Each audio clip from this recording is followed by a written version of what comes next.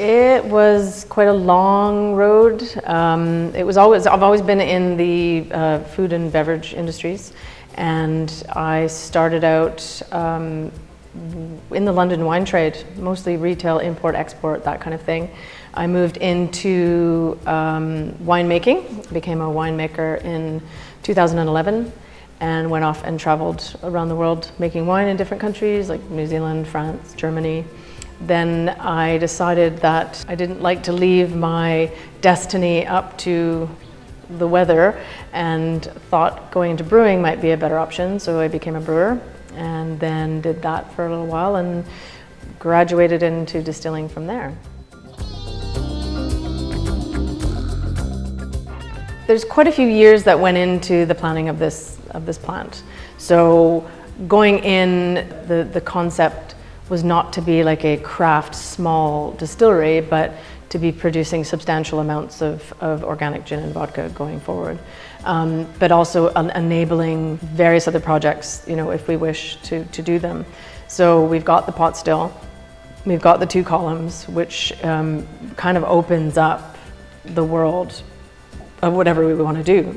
I mean, even going forward, if we decided that we wanted to make some other type of spirit, the kit is set up so that we can do that.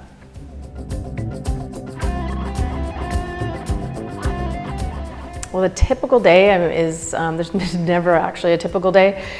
We can plan as much as we want, but it is dependent on what happens. So if we're distilling, then we will come in, go through all of our checks. Well, that's what we do on a daily basis, is that every single day we come into the building, every room is checked, the boiler room, the electrical room. If we're distilling, then we get everything, all the piping set up, for the liquids to go into the stills, the botanicals. Presumably, if we are distilling, we would have done a 24-hour maceration beforehand.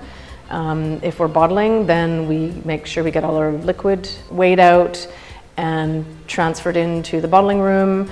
Again, do all of our checks. We are also SALSA registered, so we have to adhere to some really strict guidelines. So we go through all those checks, and then we get things going, and if everything works out, then we go through and we bottle. But there's always sometimes a glitch in the matrix, which will stop us partway through, and you always have to allow that. Well, I think one of the most interesting things about what we do is our production process on the vodka.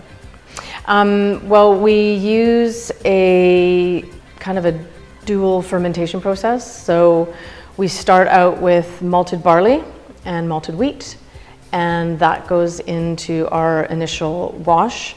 We try to come out with something that goes in between 6% and 10%.